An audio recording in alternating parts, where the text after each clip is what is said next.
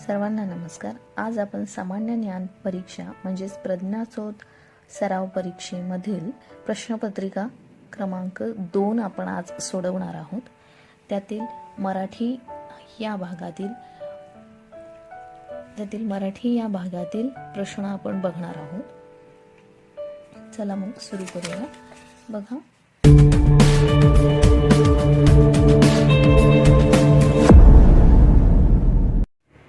खालील कविता वाचून त्या खालील प्रश्नांची योग्य उत्तरे पर्यायातून शोधा. आता ही कविता वाचून आपल्याला खालील प्रश्नांची उत्तरे शोधायची आहे. कविता वाचू. कडू कडू कारलं बाबा खातात, आंबट आंबट ताक आजोबा पितात, तिखट तिखट लोणचं दादा करतो फस्त, तुरट तुरट आवळ्याला ताई म्हणते मस्त, खारट खारट भाजी आई खाते गुपचूप, गोड गोड साखर बाळाला मिळते खूप खूप. ताईला कोणता पदार्थ आवडतो? ताईला आवळा आवडतो. ठीक आहे, म्हणून पर्याय क्रमांक 3. वरील कवितेसंबंधी योग्य जोडी कोणती? आंबट ताक बरोबर, खारट भाजी बरोबर, मग फक्त अ आणि क. पर्याय क्रमांक 4. पुढील वाक्यातील सर्वनाम ओळखा. तू शिळ्याचं जहाज पाहिलंस ना?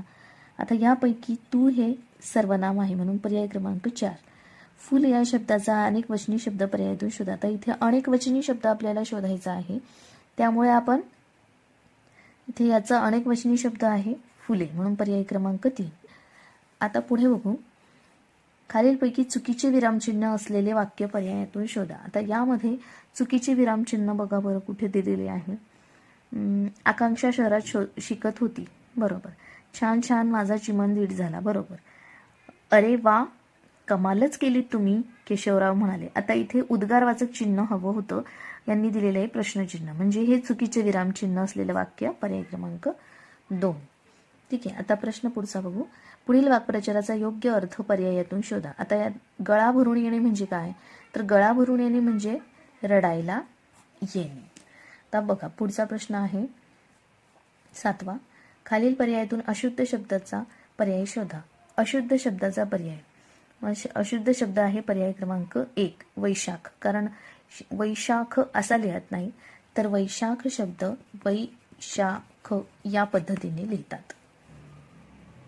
या ठिकाणी बघा काही संवाद दिलेला आहे आपल्याला एक छोटासा, आणि त्याखालील प्रश्नाच्या योग्य उत्तराचा आपल्याला पर्याय शोधायचा आहे. म्हणजे इथे जोही आपल्याला संवाद दिलेला आहे तो वाचून या खालची प्रश्न आपल्याला सोडवायची आहे.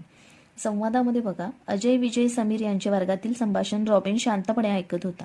म्हणजे हे 3 जण बोलत होते आणि रॉबिन हा एकटा फक्त ऐकत होता, म्हणजे बोलणारे 3 जण आहेत.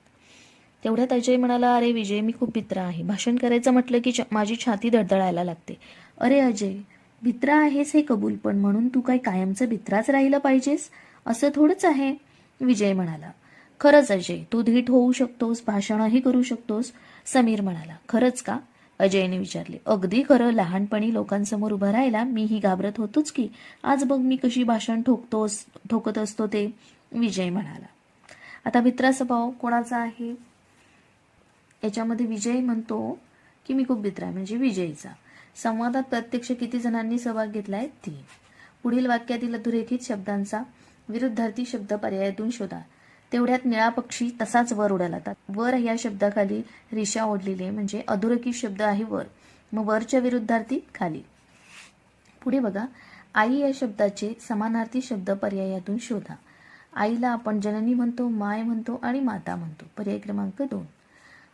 खालील पर्यायातून चुकीच्या जोडीचा पर्याय शोधा. आता यामध्ये चुकीच्या जोडीचा पर्याय शोधा म्हणजे रेल्वे थांबण्याची जागा रेल्वे स्थानक बरोबर, विमान थांबण्याची जागा विमानतळ बरोबर, बस थांबण्याची जागा बस स्थानक बरोबर, जहाज थांबण्याची जागा जहाजघर नाहीये, म्हणून चुकीची जोडी पर्याय क्रमांक 4.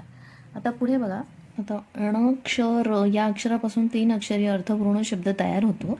त्या शब्दाच्या दुसऱ्या व तिसऱ्या अक्षरापासून कोणता अर्थपूर्ण शब्द तयार होतो? आता या ठिकाणी बघा या ठिकाणी न क्ष आणि र यापासून कोणता 3 अक्षरी अर्थपूर्ण शब्द तयार होतो? तर रक्षण हा शब्द तयार होतो. आता येथे काय म्हटलंय? त्या शब्दाच्या दुसऱ्या व तिसऱ्या अक्षरापासून कोणता अर्थपूर्ण शब्द तयार होतो? आता दुसऱ्या आणि तिसऱ्या अक्षरापासून क्षण हा शब्द तयार होतो बरोबर. तर क्षण हा अर्थपूर्ण शब्द आहे, त्यामुळे पर्याय क्रमांक 1. ठीक आहे. आता खालील पर्यायातून लिंग प्रकारानुसार गटात न बसणारा शब्द पर्यायातून शोधा. तो फळा, ती वही, ती पाटी, ती शाळा. म्हणजे हे सगळे स्त्रीलिंगी शब्द आहेत आणि हा जो शब्द आहे तो फळा पुल्लिंगी आहे.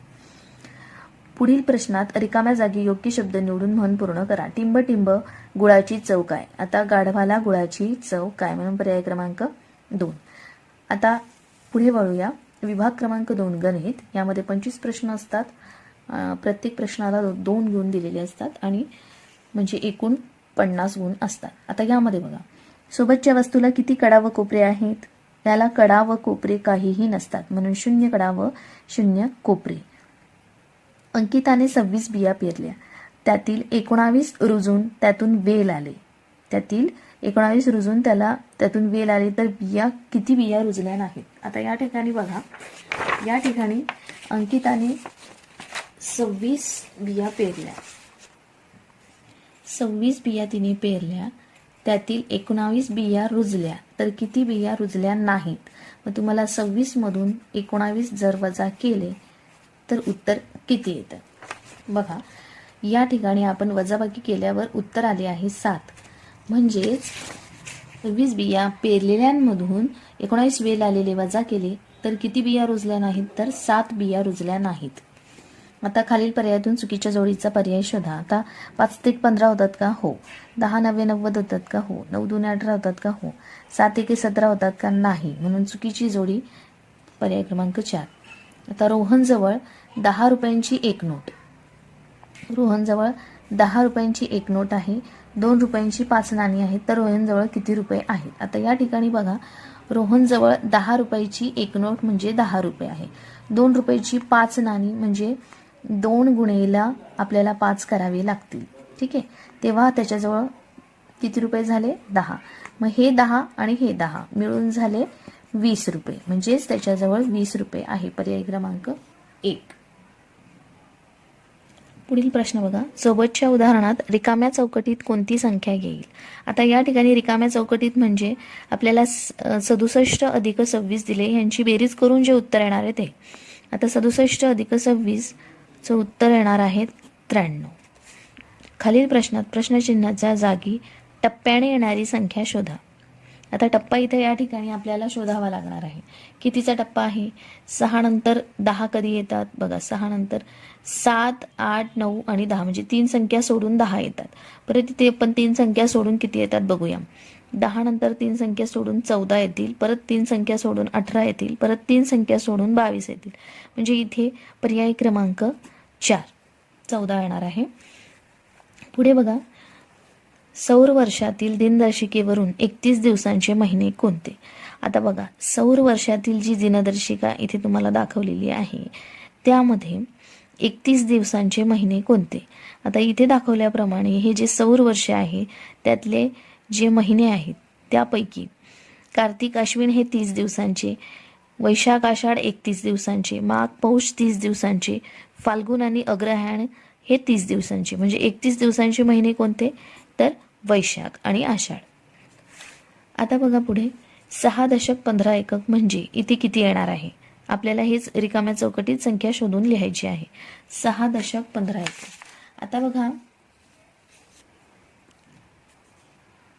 6 दशक म्हणजे 60 होतात आणि 15 एकक म्हणजे किती होणार? 15. मग 60 मध्ये जर 15 आपण मिळवले तर होतात 75 एकक. तर 75 एकक म्हणजे 7 दशक 5 एकक होतात. ठीक आहे. म्हणजे 7 दशकाच्या जागी आपल्याला 7 लिहावे लागणार आहे. तर या ठिकाणी आपण लिहिणार आहे 7. तर उत्तर येणार आहे पर्याय क्रमांक 4. बघा, आता पुढचा प्रश्न बघा, सोबतच्या उदाहरणात या स्टारच्या जागी समान अंक आहे, तर तो अंक पर्यायातून शोधा. आता आपल्याला जे पर्याय दिलेले आहेत त्यातून एक अंक असा शोधायचा आहे की स्टारच्या जागी तो अंक आपल्याला ठेवावा लागणार आहे आणि तो अंक ठेवल्यावर इथे तो समान येईल म्हणजे उत्तर 0. पण ह्यातून हा वजा केल्यावर तेच उत्तर आलं पाहिजे. तर असा अंक आहे पर्याय क्रमांक 3. म्हणजे बघावे, म्हणजे 63 वजा 33 उदाहरण तयार होते. 3तून 3 गेले तर 0 होतात आणि 6तून 3 गेले तर 3 उरतात. म्हणजे या आणि या जागी बरोबर तोच अंक आलेला दिसतो, म्हणून उत्तराचा पर्याय क्रमांक 3. आता पुढे बघा 99 अधिक 1 या बेरजेचे उत्तर किती येईल. आता या बेरजेचे उत्तर येते 100. 100 म्हणजे काय, 10 दशक आहे, 100 एकक आहे, 1 शतक आहे, म्हणून सर्व पर्याय बरोबर. आता खालील विधानांपैकी बरोबरील विधान कोणते आपल्याला ओळखायचे. 2 अंकी संख्यांमध्ये दशक स्थानचे अंक वेगवेगळे असतील तर ज्या संख्येतील दशक मोठा ती संख्या मोठी असते. हे विधान अगदी बरोबर आहे. पुढे बघा, जॉनकडे 75 रुपये आहेत, राकेशकडे जॉनपेक्षा 25 रुपये जास्त आहेत, तर राकेशकडे किती रुपये आहेत. आता यामध्ये बघा, जॉनकडे 75 रुपये आहेत. बघा, जॉनकडे 75 रुपये आहेत आणि राकेशकडे जॉनपेक्षा 25 रुपये जास्त आहे, म्हणजे 75 अधिक 25 किती होतात, 100. म्हणजे राकेशकडे 100 रुपये आहेत आणि याच्याकडे 75 रुपये आहेत. ठीक आहे, तर मग उत्तराचा पर्याय क्रमांक 2. सन 2018 या वर्षात 25 एप्रिल रोजी बुधवार असेल तर त्याच वर्षी महाराष्ट्र दिन कोणत्या वारी येईल. आता या ठिकाणी बघा, एप्रिलमध्ये 30 दिवस असतात आणि त्यांनी सांगितल्याप्रमाणे बुधवारी 25 तारीख आहेत, तर मे मध्ये मंगळवारी 1 तारीख येणार आहे. म्हणजेच महाराष्ट्र दिन हा 1 तारखेला असतो, म्हणून महाराष्ट्र दिन हा मंगळवारी येणार आहे, म्हणून पर्याय क्रमांक 1. पुढे बघा, 2 गावातील अंतर कोणत्या एककात मोजतात. आता ग्रॅममध्ये आपण वस्तू, ग्रॅम, किलोग्रॅम आणि लिटरमध्ये आपण वस्तू मोजतो, पण किलोमीटरमध्ये रस्ता किंवा मोठी जागा, मोठे अंतर हे किलोमीटरमध्ये मोजले जाते. खालीलपैकी कोणत्या पर्यायात वक्र रेषा दाखवली आहे. आता वक्र रेषा म्हणजे ज्याला कर्व असतो, म्हणजे वळण असतं गोलाकार, त्याला आपण म्हणतो वक्र रेषा. आता या ठिकाणी ब आणि ड ही वक्र रेषा आहे, म्हणून पर्याय क्रमांक 1. आता पुढील प्रश्न बघा, सोबतच्या घड्याळात किती वाजले आहेत. आता छोटा काटा 9 वर आणि मोठा काटा 12 वर आहे, म्हणजे या ठिकाणी वाजले आहेत 9. पर्याय क्रमांक 2. 50 रुपयाच्या एकूण रकमेच्या नाणी व नोटांसंबंधी कोणता पर्याय योग्य आहे. आता या ठिकाणी बघा, 10 रुपयाच्या 3 नोटा, तर 10च्या 3 नोटा म्हणजे 30. ठीक आहे, 2च्या 5 नोटा म्हणजे 10, 1ची 5 नाणी म्हणजे 5. तर या ठिकाणी 30, 10 आणि 5 म्हणजे 45.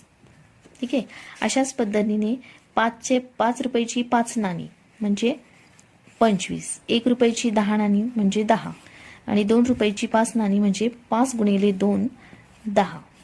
अशा पद्धतीने हे पण 45 रुपये होतात.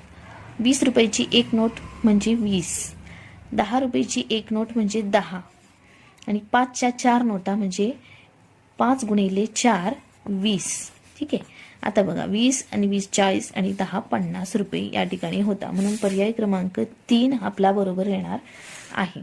पुढे बघा, खालील आकृतीबंध पूर्ण होण्यासाठी रिकाम्या चौकटीत योग्य पर्याय शोधा. आता हे ते आपल्याला जे आकार दिलेले आहेत आकृतीबंधात, ते आकार नीट निरीक्षण करायचे. बघा, पहिले त्रिकोण, चौकोन, मग पंचकोन आहे.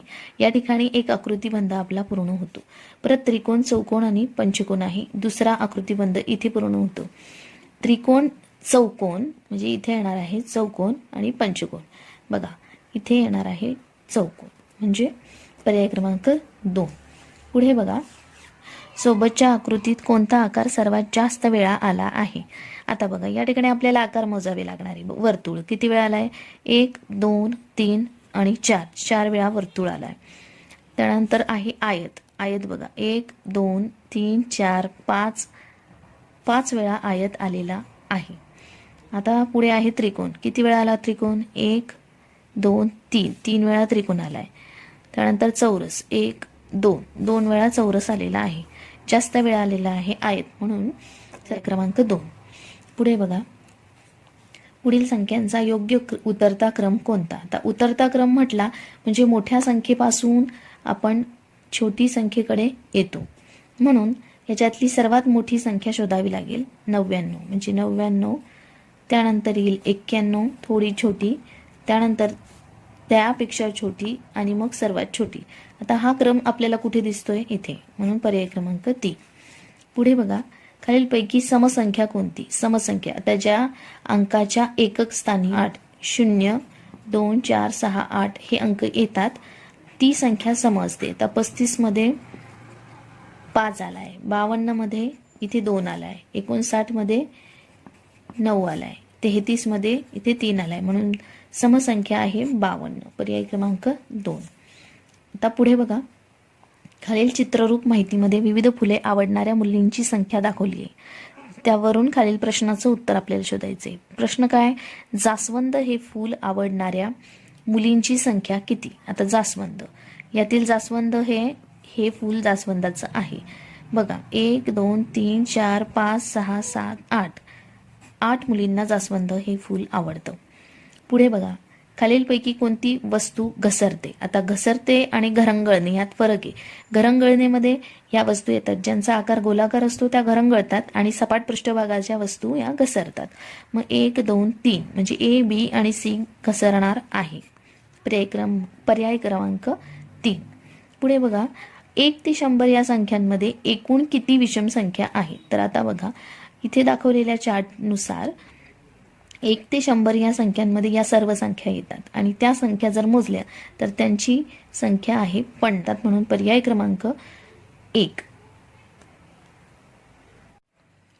असेच नवनवीन व्हिडिओ बघण्यासाठी लर्न बाय आयडिया या चॅनलला लाईक करा, शेअर करा, सबस्क्राईब करा.